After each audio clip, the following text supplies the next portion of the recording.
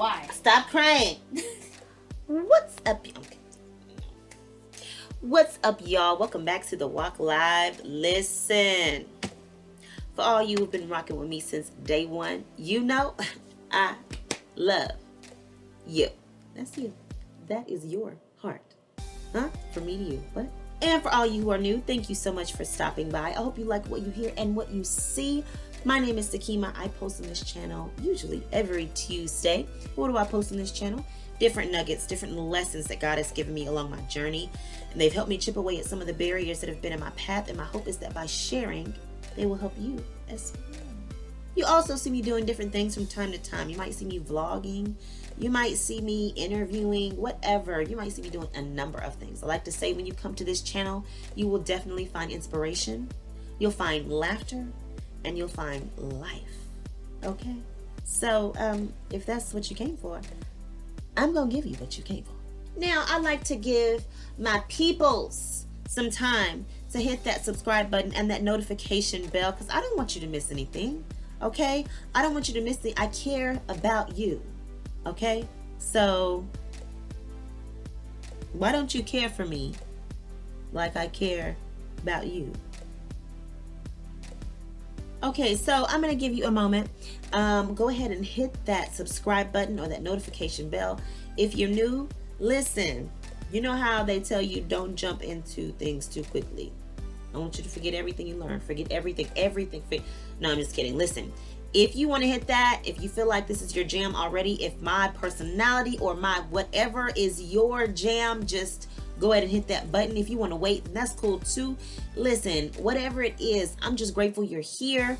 Thank you so much for those of you who do decide to hit that subscribe button, that notification bell. Listen, love you so much. That's awesome. That helps get this word out. That helps this channel. That helps. You are doing your part. You are doing so much to support me, and I am so grateful. Okay, so I'm gonna be doing something else, and y'all go ahead and hit that because I got something to do real quick. So y'all go ahead. All right, I have a client anyway.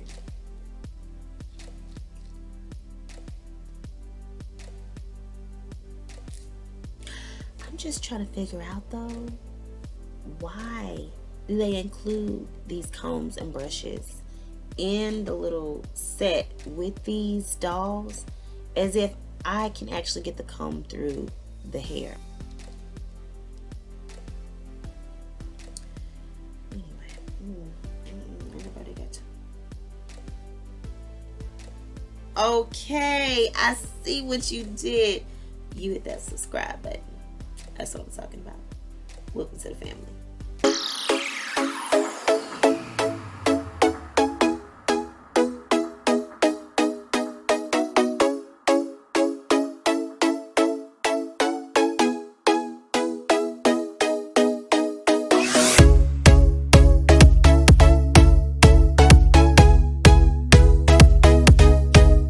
Y'all, listen. Okay, so if you watched the last video, then you know that I was trying to talk about something else, but the Lord took over in that. And I was like, okay, well, I guess I'm not talking about what I supposed to talk about. But so I said I have to do a different video. So this is that video. I'm doing the actual video, the one I was trying to do. And listen, let's not mistake this. I welcome the Holy Spirit to do what he wants to do. This is not my show. I promise you, without him, I have nothing to tell y'all. I just be on here just doing little acts. Hello, my honey. Hello, my sweetie. Hello. So, but what I wanted to talk about, so this is quite somber here. I know that everyone has recently, well, I guess by the time you see this video, it's going to have been some weeks or so since we heard about the death of Twitch, or Stephen Boss. And what a tragedy it is. I always think it's such a tragedy when people do go that way, because I understand where they got to, the place that they got to in their lives. It really was a place of pure hopelessness. There is no way out. I have been in a place like that, and I'm so thankful because God sustained me through that. That is the only thing that sustained me. But it was a weird thing as I was going through it. He allowed me to pay attention as I was going through it. He often does this to me. Pay attention as I'm going through it, because there will be others behind me that will need to know about what you're experiencing right now. And what I mean by that is, it was important that I remember how I felt in that moment. The feeling of pure hopelessness, the weight of the world that felt like it would never change, that there was no use of even trying.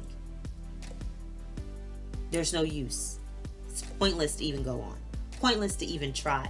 Pointless to even tell anyone about anything. Pointless to even laugh about anything. Nothing's really funny. Everything's horrible. I know the place that people get in when they get there. And what I recognize is that is a place of a pure deceit. This is not, and I don't mean deceit as in things aren't bad. Like, things aren't bad. That's not true. It's not true that things are bad. Oh, things get bad. Things get real bad. Matter of fact, if you look around, they be like horrible, okay? That's not what I mean. But what I do mean is that that's not the end of our story. That is not the culmination of our story.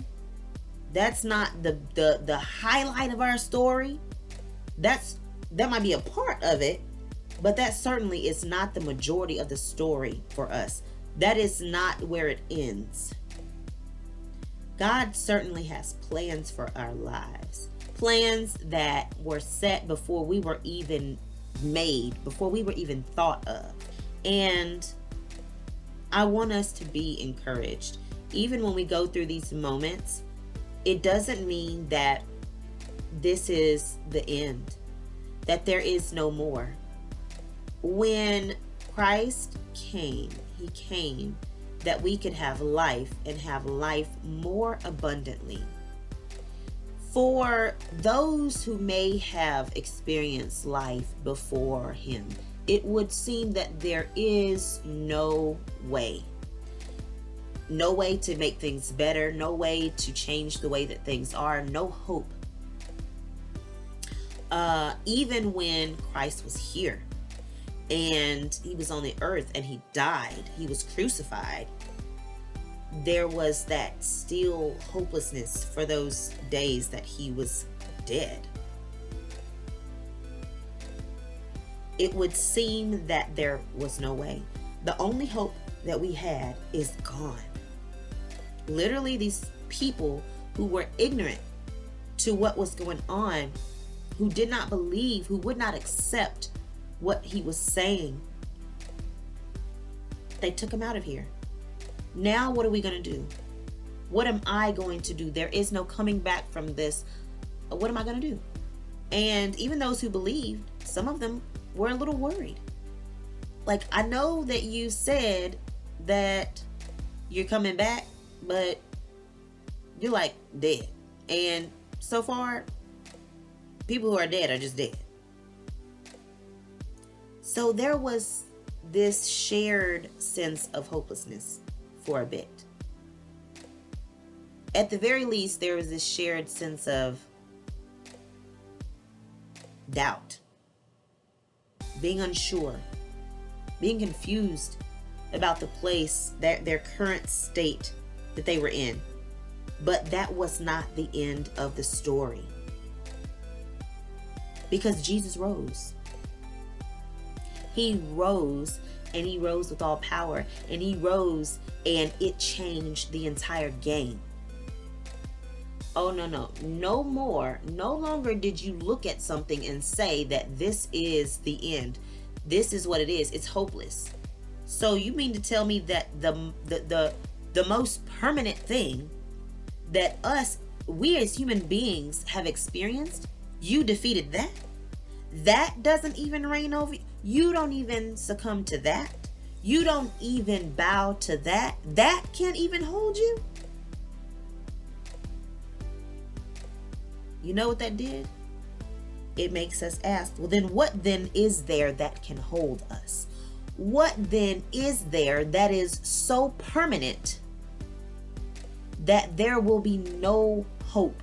If death itself must bow to you, then what is this breakup? What is this sentence? This jail sentence? Then what is this mistake I made? What then is this financial loss? What then is this depression that I'm in? What then is this illness? Even with experiencing these things, if you defeated the most permanent thing that there is, and there must mean that there is hope for these things that I'm in that also seem very permanent. There's nothing more permanent for our mortal bodies than death. But if you defeat even that, then what you do is you tip everybody off to the fact that we don't have to look at these permanent things or these things that seem very permanent and that's the end. We don't have to look at those things as, well, that's it. There's no more left. There's no more chances. So when you get into that state where you feel like there's no hope, there is nothing left of this. There's nothing left. I cannot go on. I don't see any joy, any hope in anything. I don't see any point to anything. I don't see any value to anything. Like, my life is done. When you get to a place like that, you can say emphatically that that is a place of deceit. That is something that is from the enemy. There is no way that your God, who defeated death, would now put you in a state that feels very permanent, and that's just it. You mean to tell me that in one scene you defeated death and that wasn't it, but here I am and I'm sad about my life and I feel like this is just, this is the culmination of it. That's it. You mean there's no hope here? So wait a minute. There's revival, hope of revival from death, but there is no hope of revival from depression? There's no hope of revival from this mistake that I made? From this sadness I feel? From this hopelessness I feel? That doesn't even make sense. So I want us to realize that that is a place of deceit. The enemy creates this narrative. He feeds you little things here and there at a time to make you get to this place where, you know what? This is horrible. Or maybe it's not even little things at a time. Maybe you're just sitting somewhere and all of a sudden you have this thought that's just like horrible. Enemy tried it. But these are crazy times. And the enemy is not playing out here. He's like, I'm coming for you.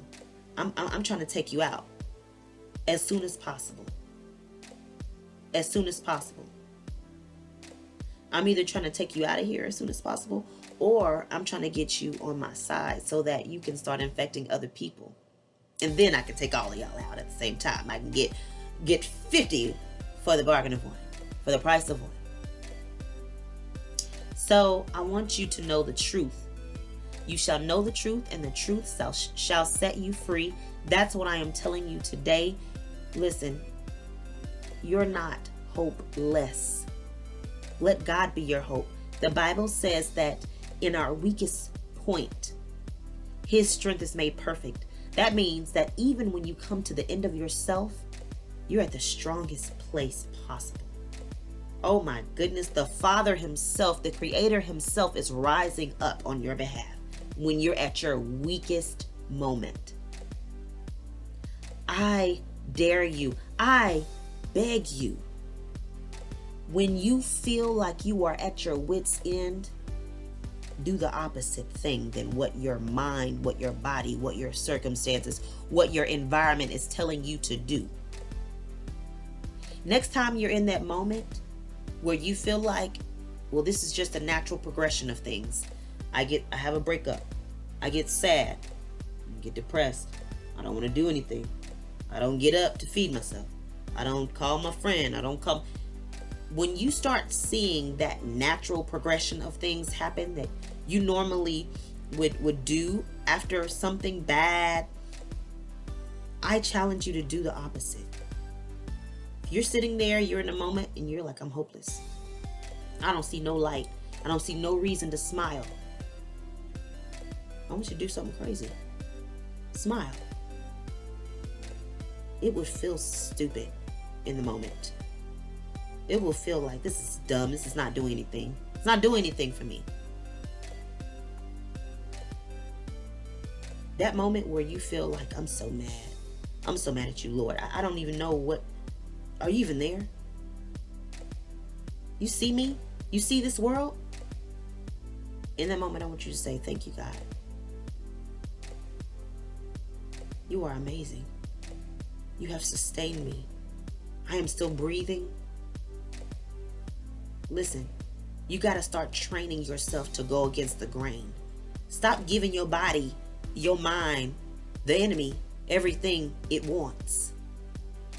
Train yourself to go against the grain. Sometimes when I want something, I'll not allow myself to do it or not allow myself to have it just because. Sometimes it's not even nothing that bad. I may be like, you know what? I want some Starbucks. And that morning I'll say, nah.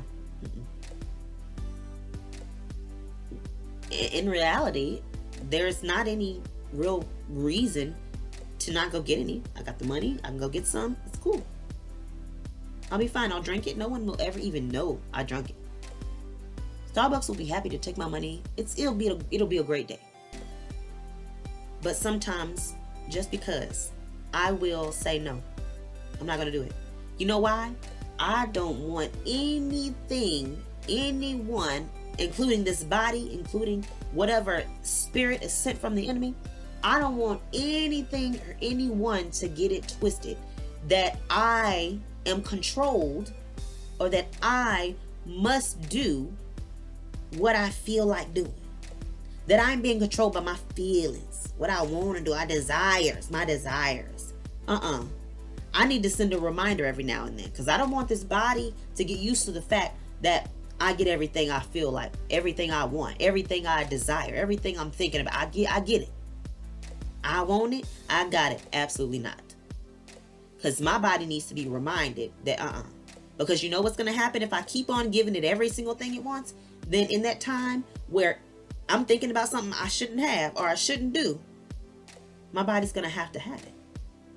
I've got to have it. I get what I want. I've got to have it. No. So I do that sometimes just because. So I want you to try that in the moment. If you are in that moment and you feel like, I can't go. I can't go on. This is it. If you're sitting, I don't know who it's for. If you have turned this on, you've gotten to this point. Listen, you've been watching this for a while now. You've gotten to this point. And you're hearing me say this. It's not for no reason. Whether it's for you, whether it's for your cousin, your brother, whoever you feel like you got to send it to. If you're in a moment where you're feeling down, you're feeling hopeless, I know that conveniently, you've already been given the things in your mind. You've already been given the solution, what you should do. Why don't you just end your life? Why don't you just take your life? Why don't you just do this? Why don't you just cry? Why don't you go kill somebody else? Why don't you just hurt yourself? You know they don't love you no way. You know it ain't gonna get no better. That's just who they are. You ain't gonna get no better than them. What you gonna do? You gonna be sitting here just sad all the time, and that's not no quality of life. Just take yourself on that. Listen to me. Listen to me. Listen to me. That's real convenient that you've already been given the answer. It's so easily accessible. It's just right there. You already know what to do. That's not a coincidence that you've been given that answer. That's not a coincidence. But you know what? It's also not a coincidence that I'm right here and you're looking at me tell you the truth right now. That's a lie. What the enemy has shown you about your future is a lie. What he's telling you you should do, what the solution is to that sadness, to that problem, to that hopelessness, it's a lie. He is not in it for anyone but himself. You might be at the point where you're like, I don't even care. the way I feel right now, whatever, dude, you won. Don't do it. Don't do it.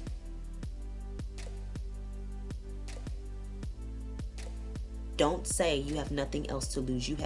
That's a lie. You have everything to lose.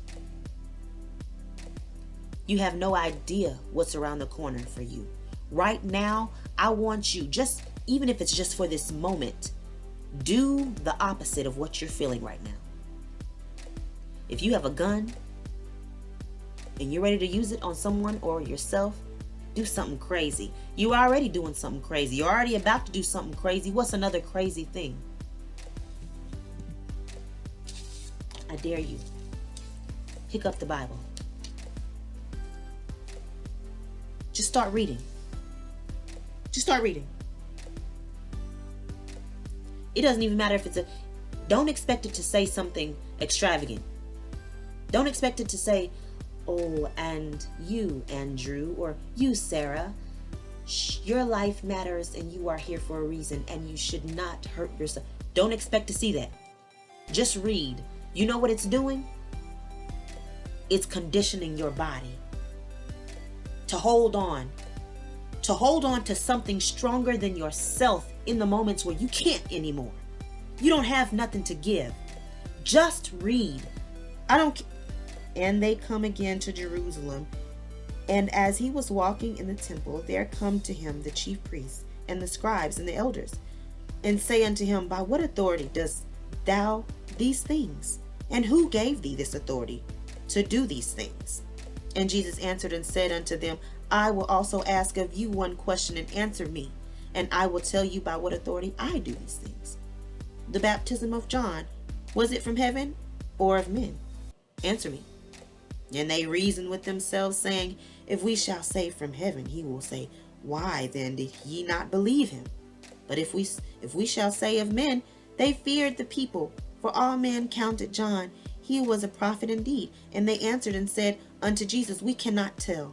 And Jesus answering saith unto them, neither do I tell you by what authority I do these things.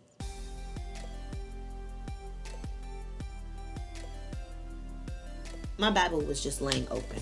I just decided to start reading something just to demonstrate with you. But right there, that was just a moment where Jesus was with those who were persecuting him and were accusing him of lying, that he was not Jesus. He was not the Savior. And they're asking him, by what authority are you doing this stuff? And see, he asked them a question back.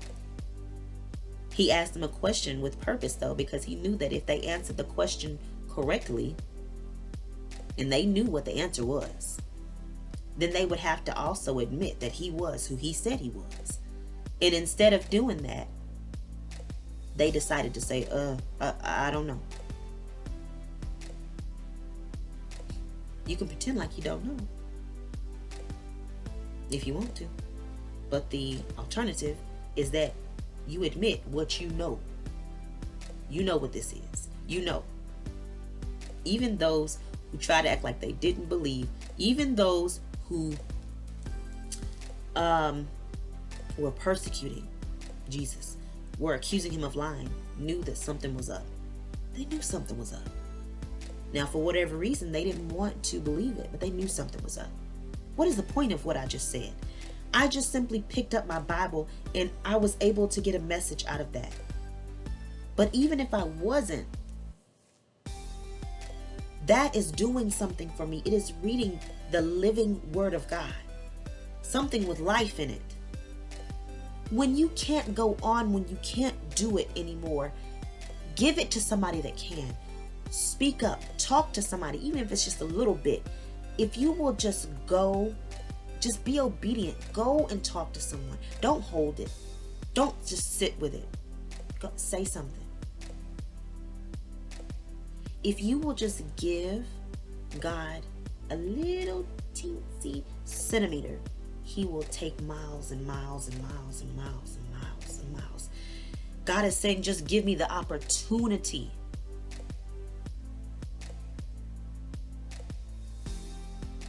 I hope you are listening. Whoever you are that needs this. And I also wanted to speak briefly about, for those of you who have been believers for a while, maybe, and you've gotten to a place where you are surprised that you're also feeling anxious and uneasy, and just, maybe you're feeling like, darn, I need some therapy myself, and something's wrong with me. I ain't right. I don't know. I can't. I'm not settled. I just ain't feeling right. I want to talk to you for a minute because I misinterpreted my anxiety and all the things that I was experiencing here recently. It is not.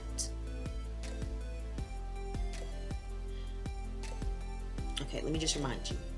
You're a child of God. You have given your life to God. I read something the other day that, I was reading it last night. It was saying, thank you, God, for taking my reins. You took my reins.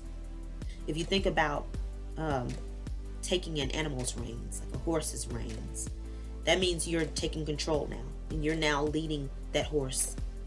So God took our reins. We gave our lives to him. He took our reins. He's leading us. Okay? He's leading us. So we don't have to be, we don't have to look at everything that the world deals with as what they are saying it is. I want you to try to look deeper. Okay? Sometimes when you are feeling all of those things, feeling uneasy, feeling out of sorts, feeling just, I don't know, something ain't right. I don't know. I just need to talk to somebody. Listen, do that. Do your therapy. Do all the things. Talk to God. Ask him to lead you to whoever you need to get to talk about. Don't say that because you're spiritual, you don't need none of that. Please utilize all those things. We need that too. We need to be in our right mind. But what I want to talk about specifically is the fact that we have completely disregarded the fact that we're spiritual. And so the things that would happen with God, between God and us, we shouldn't always expect it to be a physical happening, right? Sometimes when you start to feel something that you can't explain, you might start to feel that uneasiness. You might start to feel uncomfortable. You might, I don't know. I just can't. I'm not settled. There's something wrong. It is a quickening. It is a quickening. Okay? Let me read you Romans 8 and 11. Romans 8 and 11 said, but if the spirit of him that raised up Jesus from the dead dwell in you, he that raised up Christ from the dead shall also quicken your mortal bodies by his spirit that dwelleth in you. On the outside, you're feeling all of this uneasiness. Let me read, because right now I'm in the blue letter Bible. I'm using this online, these tools. In the in Strong's, I'm using Strong's tool. I'm going to read you what the word quicken means according to Strong.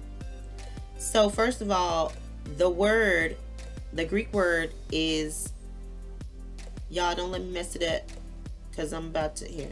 Let's just let them say it. How about that? Strong's G 2227 Zoa poieo. Zoa poieo. Zoa poieo is the word quicken, right? So Zoa poieo at its root means to revitalize, literally or figuratively, make alive, give life, quicken. What does that mean? So if you are in the natural, you're getting ready to catch a ball, right? Somebody's about to throw a ball to you. Your physical body gets ready to receive that ball. You're not just going to stand there and be like, bop, and just hit you in the head, right? Your physical body is getting ready to receive that ball. The same thing occurs when you, in the spirit, if something is coming in the spirit, we can't physically see it. Normally, it's not something you can physically see. So how else can you get ready for something that's coming unless you are told about it, unless you're awakened, made alive, unless something starts to happen on the inside of you? Sometimes when things start to feel uneasy, when you just can't get settled, when it's just feeling some kind of way inside and you don't know what it is, and you're like, man, my anxiety is going haywire, it's going crazy.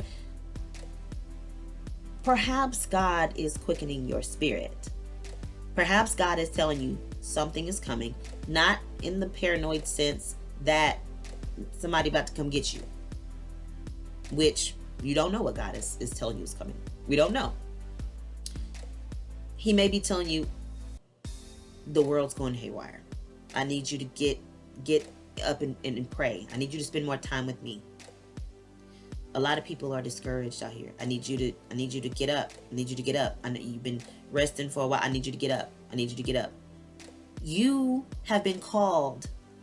You have been called. You are a leader. You are set apart. You've given your life to Christ. And because of that, you have enlisted.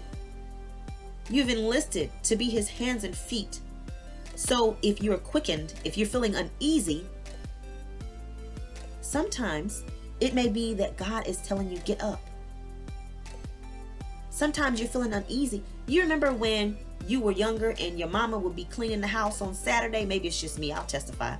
Your mom be cleaning the house on Saturday and you just laying around, but the more you see her moving around doing stuff, the more you feel like you need to get up. You might at times even act like you still sleep so that she don't ask you to get up, or so you don't have to feel like you need to get up. Right? Your Father is doing something. Your Father sees what is going on in this world. He sees what's going on. He sees that his people are suffering. He sees that people need help.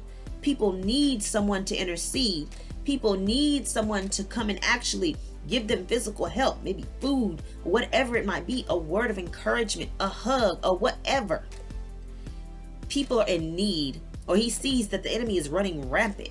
He is running around and he needs to be silenced. He needs to be cast out. He needs to be told a thing or two about who is in control. He needs somebody to speak over that thing, to declare a thing in the earth so that it shall be. Sometimes this is the reason you are feeling that. Don't simply blame it on, it's just anxiety running my family. It's just, I got to take, Okay. Thank you for noticing that and using your tools, your therapy, and all the things you can use to make sure you're staying in your right mind. If it's medication, thank you for doing all of that. I really appreciate that. But don't disqualify the spiritual aspect of it. God is readying you for what is going on around you, what might be coming, what others might be experiencing. You are in the place of leadership. If a police officer is sitting somewhere and then on his little walkie he hears them call units needed in so-and-so area, and that's the area he's in, that's the area he's working in, he's a police officer. He enforces the law and he's in the area of need. They're on 36th Street. Well, he on 36th Street. He in the area. If he hears that and then continues to sit in this car, after a while he starts seeing other police cars going down the road with their loud sirens on. He's seeing fire trucks. He's seeing ambulances, and he's still sitting in this car. Do you think that his spirit will remain at rest? Do you think his body will remain at rest? No. He will eventually begin to feel like he needs to get up. He will be quickened. His body will be made alive in that moment. Like, oh, okay, I need to. He will not be able to rest until he goes to see about what he was assigned to do, what he signed up for. So don't discredit the spiritual side of it. And don't always pawn it off as being something like it's a medical issue. This is anxiety. Because remember, the earth is the Lord's and the fullness thereof. That means your body and all of everything belongs to him. That means that the trees, the grass, your mind, your hands, your feet, your body, your eye, everything belongs to God. So when he wants to do something, these are the things he utilizes to get them done. If he made you uneasy in order to get you to spend more time with him so he could tell you something, or in order to get you to spend more time so he could show you his love because you've been needing it, you're lacking it, and you don't even realize your body is craving it right now. If he needs you to spend more time with him because he needs you to intercede for your friend who's about to go through something, if he needs to do something, he's going to utilize the tools. He might utilize your body. You might start sweating. He might utilize your mind. You feeling easy now. You feel like you can't rest. He might utilize your heart. It's racing. I don't know what's going on. These are tools. These are the earth. The earth is the Lord's. Don't count out the fact that these are his tools and these are what he uses too. So when you feel like you might be something's wrong with you, don't always feel like that's just it. Consider all of these options. Consider that God is talking to you, because God does not just leave us out here on our own and that's just he just left. We just left and just nothing, no help. He is talking to us. He is showing us the way. He's guiding us. He loves us. He spends time with us. He stays beside us. He's walking with us throughout this life. So you can bet, okay, you can take it to the bank that he's right there in the midst of whatever's going on.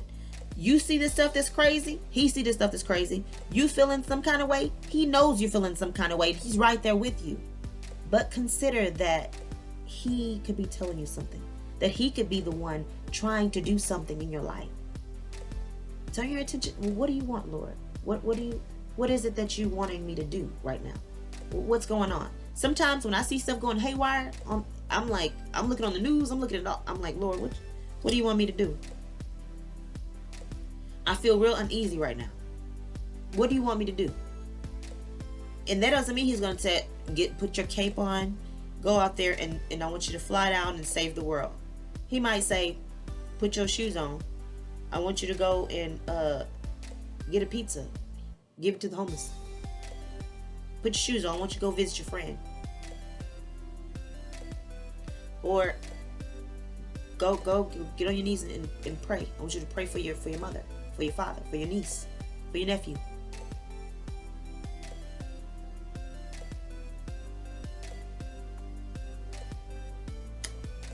So listen, I hope that helps somebody. I hope that helps somebody.